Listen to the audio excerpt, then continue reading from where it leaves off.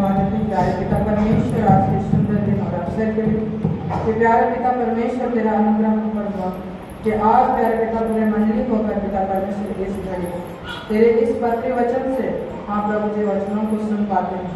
प्यारे पिता आज का यह सुंदर अवसर तूने मुझको दिया है, तेरा धन्यवाद करता हूँ।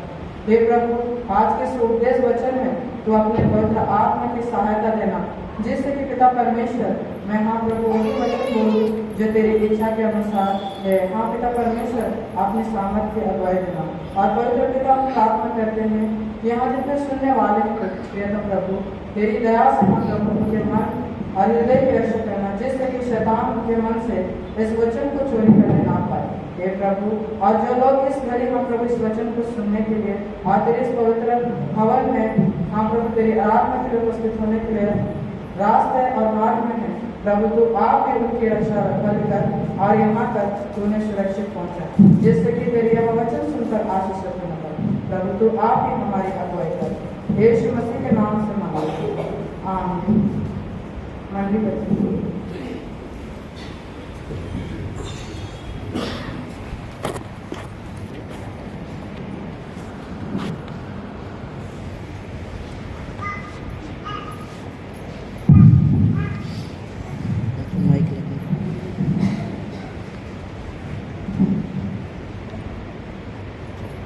मैं प्रभु का धन्यवाद करता हूँ कि आप समूह के विषय में मुझे प्रेरित पौलुस के द्वारा के नाम पर पत्र लिखा गया था, उसके विषय में आपके बीच में वचन को कहता हूँ। मैं परमेश्वर के सामर्थ्य के बिना यह काम नहीं कर पाता, लेकिन परमेश्वर ने मुझे अगुवाई दिया और इस बीच आप समूह के बीच में यह वचन कहने की सामर्थ्य दी।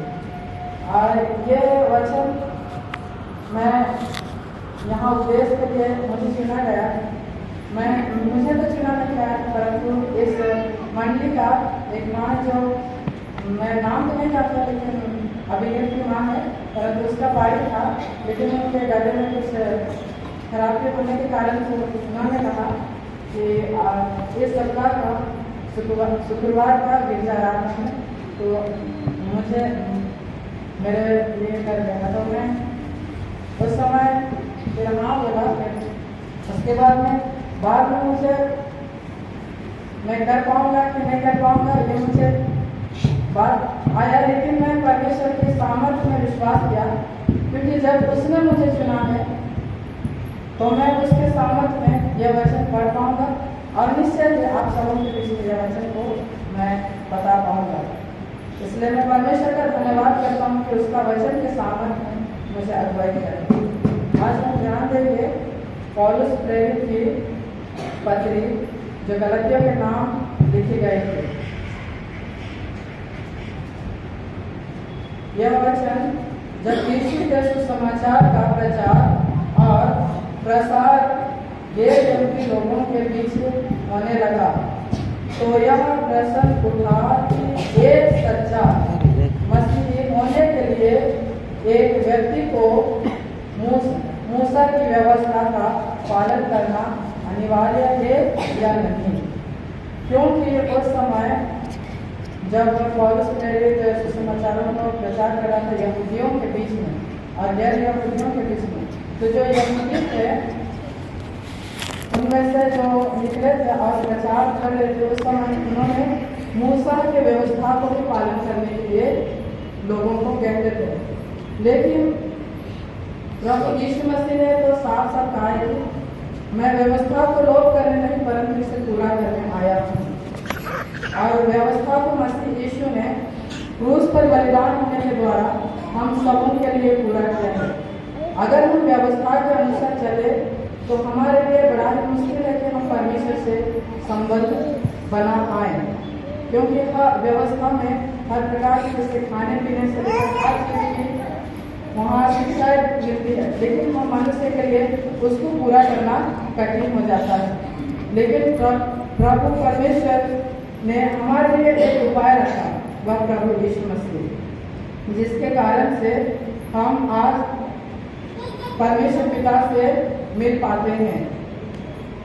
और जब हम इस संसार में अंधकार में थे और बुराई में थे, उस समय प्रभु का ज्योति, उसका वचन हमें अगुवाई करता है और हमें अपने उजाले में लाता है।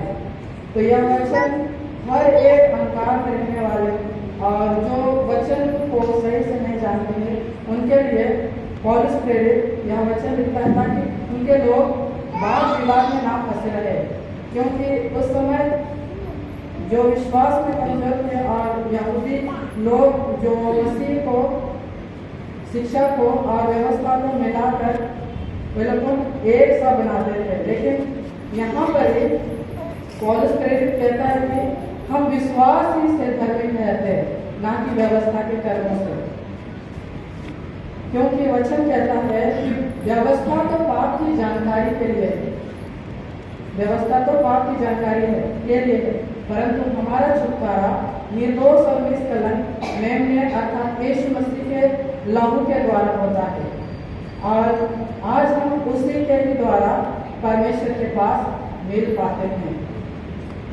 इस वचन में तो भी यह जानकर कि मनुष्य व्यवस्था के कामों से नहीं पर केवल यीशु मसीह पर विश्वास करने के द्वारा धर्मी ठहराया जाता है।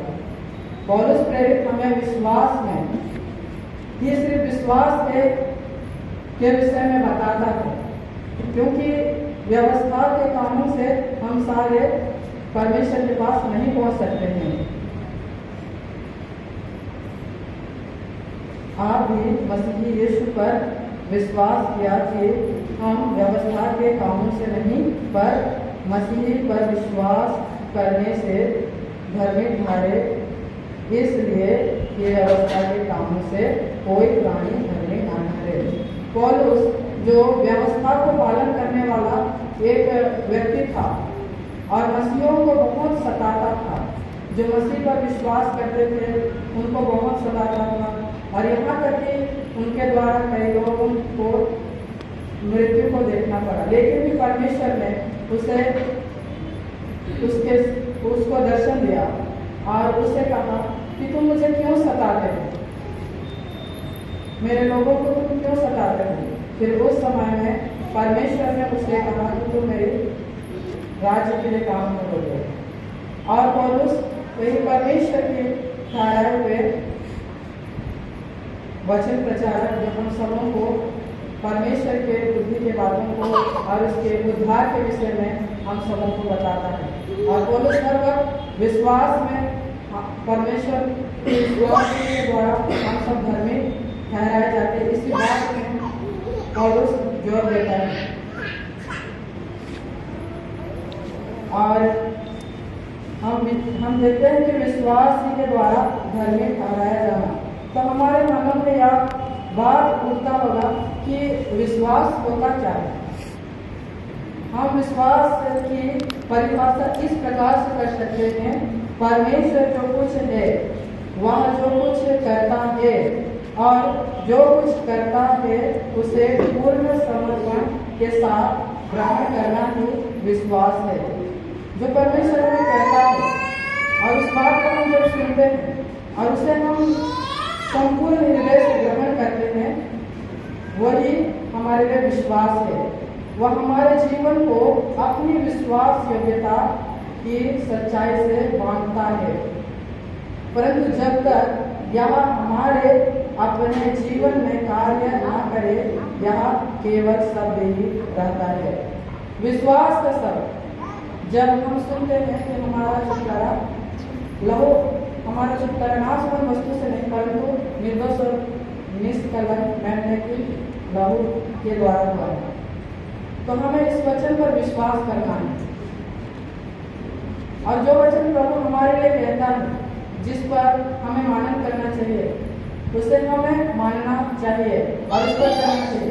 क्योंकि अगर हम नहीं चलेंगे तो वह वचन सिर्फ हमारे लिए शब्द ही ठहर जाएगा।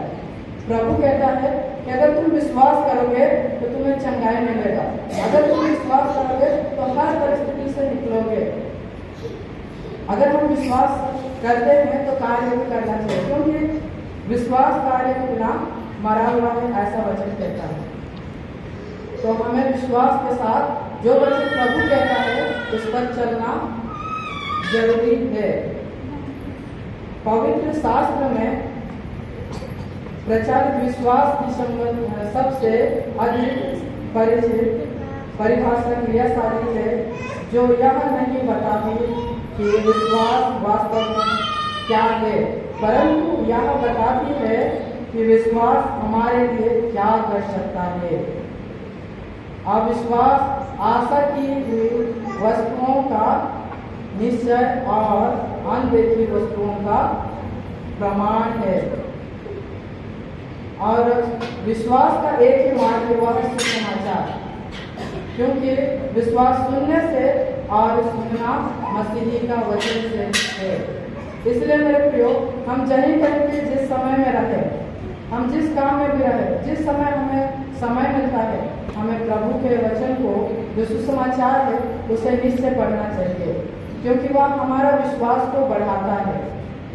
और जब मैंने भी अपने जीवन में प्रभु के वचन को पढ़ने लगा और सुनने लगा, तभी मैं विश्वास में बढ़ पाया। नहीं तो मेरा जीवन भी एक समय ऐसा था कि मैं भी सिर्फ ऐसे ही नामधराई मसीही था।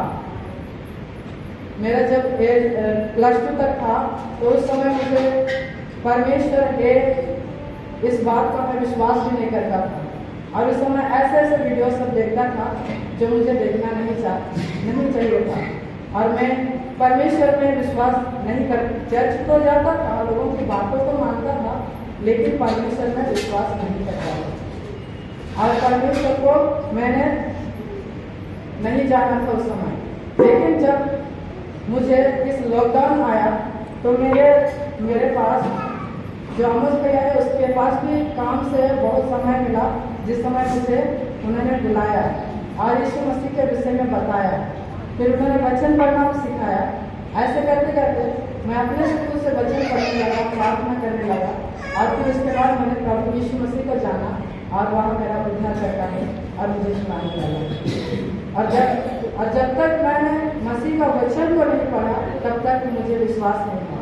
और जब मैंने मसीह का वचन को पढ़ना और सुनना स्टार्ट किया, तो मैं विश्वास में दृढ़ होता गया, जिसके फलस्वरूप मेरा जीवन आनंद से भर गया। पहले मैं किसी भी बात को लेकर क्रोधित होता था, निराश होता था, लेकिन अब मेरे पास आशा ही आशा है। जब भी मेरे पास अनहोना काम आता है, तो मैं प्रभु में भरोसा करता हूँ और मेरे लिए हो जाता है। यहाँ तक कि पढ़ाई में भी मैं अपने जीवन में पढ़ाई में भी कई बार रुका और पढ़ाई को छोड़ ही दिया, लेकिन प्रभु ने मुझे अगुवाई दिया, तू कर सकता है।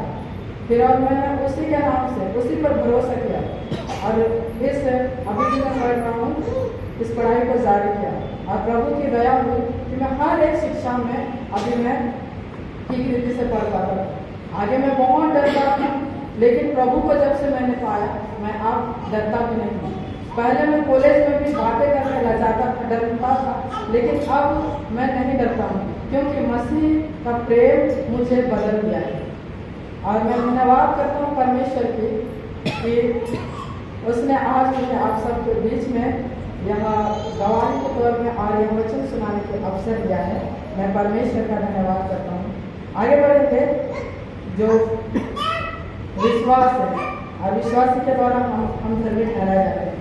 विश्वास अपने आप को 3 बातों अर्थात धर्म, सिद्धांत, उपासना और सहभागिता के द्वारा प्रकट करेगा। विश्वास जो है धर्म, सिद्धांत और उपासना और सहभागिता के द्वारा प्रकट करेगा। आज हम अपने जीवन में देखते हैं धर्म सिद्धांत जो हमारे जीवन में चलने के लिए बनाई गई है। जैसे कि आज के समय हम देखेंगे, वो एक सिद्धांत है, हमें मसीह यीशु में किस प्रकार से चलना है, हमारा व्यवहार किस प्रकार से होगा। वह एक हमारे लिए सिद्धांत है जो बाइबल से दी गई है। लेकिन हम क्या करते हैं, वो छोटा सा भी होता है, लेकिन हम ध्यान नहीं देते। लेकिन हमें उसमें ध्यान देने की बहुत ही आवश्यकता है। और उसमें लिखी गई अर्थ जो हमारे समझने के लिए लिखे जाते हैं, लेकिन हम क्या करते हैं, इतने हम कैसे याद करेगा क्या है। लेकिन हम जानने के लिए जब पढ़ते हैं ना, तब हमें अच्छा लगता है और हम उसमें कार्य भी कर पाते हैं। यह अपने आप को हमारे जीवन के आचरण में नैतिक को द्वारा प्रकट करेगा। और यह जो विश्वास है हमारे कामों के द्वारा भी प्रकट होता है। जैसे कि विश्वास, परमेश्वर का वचन यह कहता है कि धार्मिकता, पवित्र आत्मा का फल जो हर प्रकार की धार्मिकता और सच्चाई है। पवित्र आत्मा का फल क्या होता है? हम जानते होंगे कि प्रेम, आनंद, शांति और धीरज, विश्वास, नम्रता है। अगर हम इन सबों के विषय में स्टडी करें तो उनके विषय में बहुत कुछ मिलता है। और प्रेम जो हर एक को बदलने की सामर्थ्य रखता है, और हम उस प्रेम को क्रूस पर देते हैं जो प्रभु यीशु मसीह ने हम सबों से किया। हमें ऐसा कोई योग्य नहीं कि प्रभु यीशु मसीह हमसे प्रेम करता, फिर भी उसने हम पापियों को चुना और हमसे प्रेम किया और हमें अंधकार से निकाला।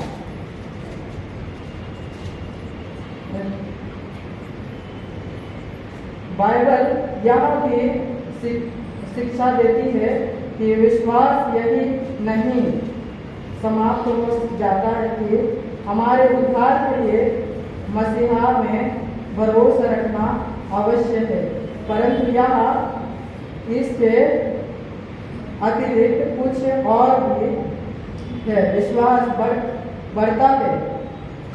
आरंभ में हमारा विश्वास कमजोर हो सकता है।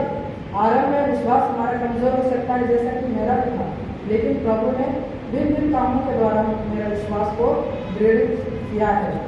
जैसे जैसे हम बाइबल पढ़ते, प्रार्थना करते, कलीसिया की संगति में जाते और अपने मसीही जीवन में परमेश्वर की विश्वास योग्यता का अनुभव करते हैं, वह मजबूत होता जाता है।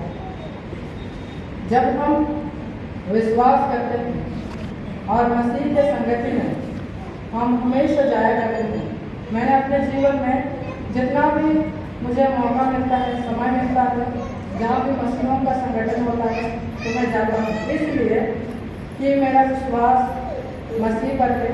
और वहाँ जाने से मुझसे प्रभु यीशु मसीह से किसी न किसी दोस्त किसी न किसी बातें करता है और नई नई चीज़ों को सिखाता है, और उस समय हमारा विश्वास को भी और भी दृढ़ करता है। इसलिए मेरे प्रियो, जब भी हमें मौका मिले किसी मसीह की संगति में जुड़ने का, हम प्रयास करें, क्योंकि परमेश्वर उस संगति से भी बातें करता है और हमें विश्वास में बढ़ने के लिए सहायता भी होता है।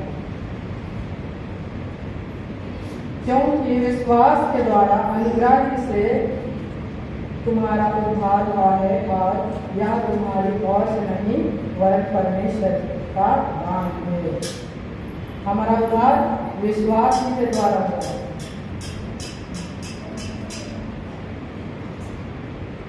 आगे हम देखेंगे कि मैं इस पद को मैं मसीहा के साथ क्रूस पर चढ़ाया गया हूँ। अब मैं जीवित ना रहा, पर मसीहा मुझ में जीवित है, और मैं शरीर में अब जो जीवित हूँ तो केवल उस विश्वास से जीवित हूँ जो परमेश्वर के पुत्र पर है, जिसने मुझसे प्रेम किया और मेरे लिए अपने आप को दे दिया। अब हम जीवित हैं मसीह यीशु के लिए, अर्थात उस आत्मा के लिए जो प्रभु ने हमें दिया है। प्रभु का वचन कहता है कि हमें उसने आत्मा परमेश्वर का दिया कि हम उसे जाने। और जब हम प्रभु यीशु मसीह को ग्रहण करते हैं तो जिस प्रकार वो क्रूस में मारा गया, गाड़ा गया और तीसरे दिन जी उठा, उसी प्रकार हम भी उसके साथ मारे गए, गाड़े गए और जिलाए भी गए। तो जब हम इस वचन पर विश्वास करते हैं तो जिस प्रकार मसीह के पास जीवन है और पुनरुत्थान है, उसी प्रकार हम विश्वास करने से उसके द्वारा पाते हैं। मैं परमेश्वर के अनुग्रह को व्यर्थ नहीं ठहराता, क्योंकि यदि व्यवस्था के द्वारा धार्मिकता होती तो मसीह का मरना व्यर्थ होता। पौलुस प्रेरित कहता है कि मैं परमेश्वर के अनुग्रह को व्यर्थ नहीं ठहराता, क्योंकि यदि व्यवस्था के द्वारा धार्मिकता होती तो मसीहा का मरना व्यर्थ होता। मसीहा का मरना जरूरी था। अगर वह नहीं मरता तो हम परमेश्वर से संबंध नहीं बना पाते। इसी विषय में पौलुस कहता है कि परमेश्वर के अनुग्रह को व्यर्थ नहीं ठहराता, क्योंकि यदि व्यवस्था के द्वारा धार्मिकता होती तो मसीहा का मरना व्यर्थ होता। तो हमें सबसे ज़्यादा परमेश्वर पर भरोसा करना है। उसका जब भी हमारे जीवन में ऐसा परिस्थिति आए कि मैं निर्बल पाया जाता हूँ, तो परमेश्वर की क्रूस की ओर हमें देखना आवश्यकता है। मैं अपने पिछले जिंदगी में अगर देखूँ, कुछ ये सप्ताह के बीच में एक सपना आया जिसमें मैं बहुत ही व्याकुल हो गया और मैं प्रार्थना भी किया, लेकिन भी मुझे शांति नहीं मिला। लेकिन मुझे परमेश्वर के वचन दिया गया भजन संहिता 51 से। तब मैंने उस वचन को पढ़ा कि परमेश्वर मुझे फिर से शुद्ध कर सकता है और मुझे नया मन दे सकता है फिर, और मैं उसके वचन को कह सकता हूँ। तो मुझे ऐसा क्यों लगा कि मैं परमेश्वर से नहीं मिल पाऊंगा, इसलिए क्योंकि मुझे पापों का जो बोझ है वो दबा रहा था, मुझे बार बार दोषी करा रहा था। लेकिन मैं ये भूल गया था कि परमेश्वर जो मुझसे प्रेम करता है, कोई भी मुझे उसके प्रेम से अलग नहीं कर सकता। ना तो पाप, ना बुराई, ना कोई श्रम। इसलिए जब भी हमारे जीवन में किसी भी प्रकार की हालत है, हमें प्रभु में भरोसा निरंतर हर समय करना है और अपने जीवन को उसमें समर्पित करते हुए अपने प्रतिदिन का जीवन को आत्मा में जीना। प्रभु हम सबों को इस वचन में अधिकार से आशीष दें। आइए हम इस वचन के लिए परमेश्वर पिता को धन्यवाद करते प्यारे पिता परमेश्वर, आज के इस रक्षा के लिए प्रभु जी तुम्हें हम प्रभु अपने सामर्थ और ताकत से अपनी आत्मा की अगुवाई कर कि प्रभु हाँ प्रभु इस मंडली में तेरे आत्मा के द्वारा होकर तेरे जीवित वचन को उपदेश करता हूँ। प्यारे पिता इस बीच में मुझसे जो भी गलतियाँ हमारे बोलने मेरे वचनों के द्वारा मुझे क्षमा करना। हाँ पिता परमेश्वर, हम प्रार्थना करते हैं कि आज हम मुझे उपस्थित यह वचन को सुनते हैं, हाँ प्रभु जी उनके मन में तो अपने विश्वास को दृढ़ कर, जैसा पौलुस हमें शिक्षा देता है कि हमारा विश्वास ही के कारण प्रभु है, हाँ प्रभु जी धर्मी ठहराता है। प्यारे पिता परमेश्वर, प्रार्थना करते हैं प्रत्येक के मन और हृदय की सुरक्षा करना और प्रभु जी विश्वास में दृढ़ करना और उसे हर एक को रक्षा करना। और पिता जो इस वचन को सुनने नहीं पाए हैं, तो अपनी दया से हाँ प्रभु उन तक पहुँचाना, जैसे कि प्रभु जनकार में है वही जारी में आना है। ये पिता प्रार्थना है तुझसे अपनी दया और सामर्थ हम पर बनाए रखना और हमें ऐसे प्रकार के हाँ प्रभु जी मेरे जैसे और बड़े और बहन हैं जो जवान पिता परमेश्वर, उनके मन में पिता परमेश्वर कई प्रकार के विचार होते हैं, निराशा से जूझते हैं। प्रभु तू ही उनके आशा का द्वार है। हे पिता उनका तू ही अपने पवित्र आत्मा को अगुवाई दे, जिससे वह उस पर भरोसा करे और तेरे मंडली कलीसिया के लिए कार्य में अगुवाई करने पाए। प्रभु जी हाँ आने वाले दिनों में तो हम सबों को समझाएं और जितने हाँ प्रभु जी हाँ उपस्थित तो इस वचन से प्रत्येक एक मन और हृदय की रक्षा करें। यीशु मसीह के नाम से मांग लेते हैं, जो कुछ भी मांगने पाए प्रभु अपनी दया से इस मंदिर को परिश्रम करें। आमीन। आइए हम एक गीत गाएंगे जो रिवाइवल से है, सॉन्ग नंबर 25 पुराना रिवाइवल है।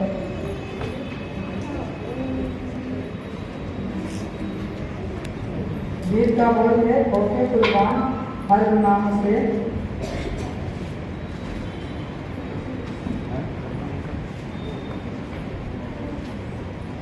होके कुर्बान हर गुनाह से, तूने मुझे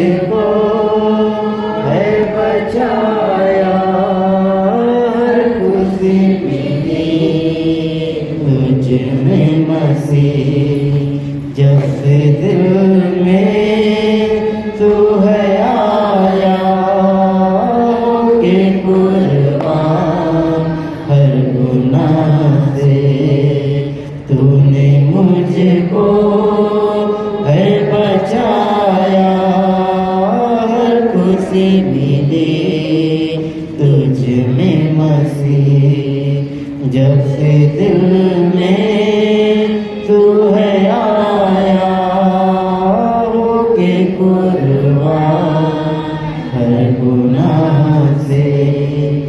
इस जहाँ की कोई दौलत लगती नहीं प्यारी मुझे, इस जहाँ की कोई दौलत लगती नहीं प्यारी मुझे, जब से प्यारा प्यारा तेरा नाम मेरे होठों पे है आया, जब से प्यारा प्यारा तेरा नाम मेरे होठों पे है आया, होके कुर्बान हर गुनाह से। तूने मुझको है बचाया, हर खुशी मिली तुझ में मसीह, जब से दिल में तू है आया, होके कुर्बान हर गुनाह से। क्या कोई रोक सकेगा मुझको जाने से तेरे करीब, क्या कोई रोक सकेगा मुझको जाने से तेरे करीब, जब भी चलती है आंधी कोई साथ अपने तुझे पाया, जब भी चलती है आंधी कोई साथ अपने तुझे पाया, होके कुर्बान हर गुनाह से। तूने मुझको है बचाया, हर खुशी मिली तुझ में मसीह, जब से दिल में तू है आया, होके कुर्बान हर गुनाह से। जिंदगी मेरे खुदा तेरे आने की राह ताके, जिंदगी मेरे खुदा तेरे आने की राह ताके, जल्दी आना संग में चलूं, तूने जो घर है बनाया, जल्दी आना संग में चलूं, तूने जो घर है बनाया, होके कुर्बान हर गुनाह से। तूने मुझको है बचाया, हर खुशी मिली तुझ में मसीह, जब से दिल में तू है